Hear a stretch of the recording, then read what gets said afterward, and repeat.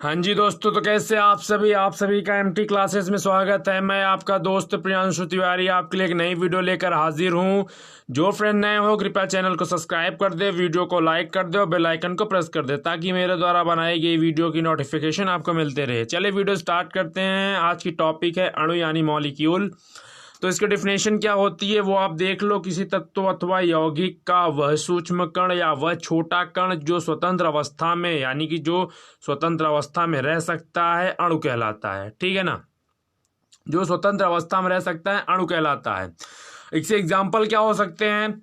Example होते हैं hydrogen के। एक अणु में हाइड्रोजन के दो परमाणु होते हैं। कहना मतलब ये है, आपने देखा होगा H2 को, तो ये हाइड्रोजन के दो परमाणुओं से मिलकर क्या होता है, बना होता है, जिससे एक H2 का निर्माण होता है परमाणु अणु का। ठीक है। उसके बाद दूसरा एग्जाम्पल है जल का एक अणु। जल का एक अणु हाइड्रोजन तथा ऑक्सीजन के परमाणुओं की संख्या सदैव 2 व 1 होती है। कहने मतलब ये है H2O है, इसमें जल के यानी हाइड्रोजन के 2 परमाणु तथा ऑक्सीजन के 1 परमाणु से मिलकर जल का एक अणु क्या होता है, बनता है। तो ये तो था अणु क्या होता है और उसकी एग्जाम्पल। अब परमाणु आपने पिछली वीडियो में पढ़ लिया है, अगर नहीं पढ़ा है आपने, वो वीडियो नहीं देखी है तो चैनल की प्लेलिस्ट में चले जाइए, आपको वहाँ पे मिल जाएगा। चलिए, तो परमाणु और अणु का अंतर क्या होता है वो अब समझ लेते हैं थोड़ा सा। तो पहला अंतर क्या होता है कि जो परमाणु होता है, परमाणु किसी तत्व का वह सूक्ष्म कण है जो उसकी रासायनिक अभिक्रिया में क्या करता है, भाग लेता है। लेकिन अणु क्या होता है? अणु किसी भी तत्व अथवा यौगिक का वह सूक्ष्म कण है जो स्वतंत्र अवस्था में क्या करता है, रह सकता है। दूसरा अंतर क्या होता है? परमाणु इलेक्ट्रॉन, प्रोटॉन, न्यूट्रॉन से मिलकर बने होते हैं, जबकि अणु क्या होता है, परमाणुओं से मिलकर बना होता है। तीसरा अंतर क्या होता है? परमाणु प्रायः स्वतंत्र अवस्था में नहीं रह सकते, जबकि अणु क्या होता है, स्वतंत्र अवस्था में क्या होता है, रह सकता है।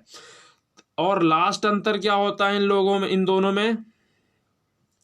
लास्ट अंतर होता है रासायनिक अभिक्रिया में परमाणु लगभग अविभाज्य रूप से भाग लेते हैं तथा उनका स्वरूप नष्ट नहीं होता है, जबकि रासायनिक अभिक्रिया में अणु प्रायः परमाणुओं में विभाजित हो जाते हैं जो रासायनिक संयोग द्वारा अन्य यानी कि नए प्रकार के अणु का क्या करते हैं, निर्माण करते हैं। तो जो पुराने अणु होते हैं वो नष्ट हो जाते हैं, जबकि क्या होते हैं, परमाणु क्या होते हैं, नष्ट नहीं होते हैं। ठीक है।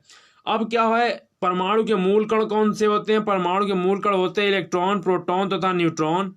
ये सभी परमाणुओं के मूल कण होते हैं। इनके अभिलक्षण निम्नलिखित हैं। पहला क्या है? पहला इलेक्ट्रॉन, इसे स्मॉल ई से प्रदर्शित करते हैं। दूसरा क्या है? प्रोटॉन, इसे स्मॉल पी से प्रदर्शित करते हैं। तीसरा क्या है? न्यूट्रॉन, इसे स्मॉल एन से प्रदर्शित करते हैं। ठीक है ना।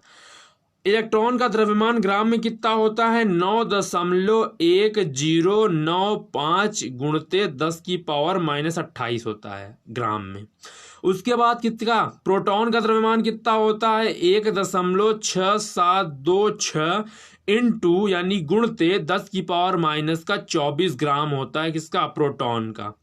न्यूट्रॉन का कितना होता है? 1.6750 इंटू 10⁻⁻24 ग्राम होता है न्यूट्रॉन का।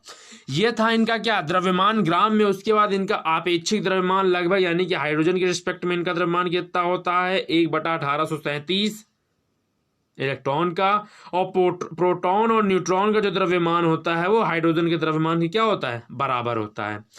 तीसरा यानी कि आवेश इन पे कितना होता है? तो इलेक्ट्रॉन पर 1 इकाई ऋणावेश यानी इलेक्ट्रॉन पे 1 माइनस होता है, प्रोटॉन पे 1 प्लस होता है और न्यूट्रॉन पे 0 यानी कि आवेशहीन होता है।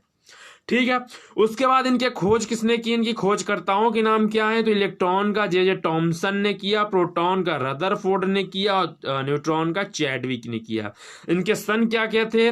इलेक्ट्रॉन 1897 में खोजा गया था, प्रोटॉन 1919 में खोजा गया था और न्यूट्रॉन 1932 ईस्वी में खोजा गया था। आप सिंपली इनके प्रतीक यानी इलेक्ट्रॉन, प्रोटॉन, न्यूट्रॉन के प्रतीक, इनका द्रव्यमान ग्राम में और इनका आवेश और इनके वैज्ञानिक नियम याद रखेंगे, आपको आगे बहुत ही ज़्यादा इसका काम आने वाला है या इनका ज़रूरत पड़ने वाली है। तो आप इनकी वैल्यू याद कर लीजिए। इनके वैज्ञानिक नाम याद करने का एक छोटी सी ट्रिक होती है जो हम आपको इसमें बता देते हैं, जिससे आप कभी भूले ना इनके नाम। तो जो इलेक्ट्रॉन, प्रोटॉन, न्यूट्रॉन के वैज्ञानिकों के नाम याद करने की ट्रिक होती है वो होती है ईंटा पर नाचे। ठीक है ना। ईंटा पर नाचे का मतलब ई का मतलब इलेक्ट्रॉन, टा का मतलब टॉमसन, टा का मतलब टॉमसन, ई का मतलब इलेक्ट्रॉन, टा का मतलब टॉमसन, पी का मतलब प्रोटॉन, र का मतलब रदरफोर्ड। ठीक, रदरफोर्ड। ना का मतलब न्यूट्रॉन और च का मतलब चैडविक। ये थे आपके तीनों मूल कण और तीनों मूल कणों के खोजकर्ताओं के वैज्ञानिकों के नाम। ईंटा पर नाचे, इलेक्ट्रॉन का टॉमसन, पी का यानी प्रोटॉन का रदरफोर्ड, न्यूट्रॉन का चैडविक। तो मैं आशा करता हूं आपको समझ में आ गया होगा, वीडियो भी पसंद आई होगी। तो वीडियो को लाइक कर दे, चैनल को सब्सक्राइब कर दे और बेल आइकन को प्रेस कर दे और अपने दोस्तों के पास अधिक मात्रा में शेयर करिए। और जिन्होंने लास्ट तक देखा, धन्यवाद।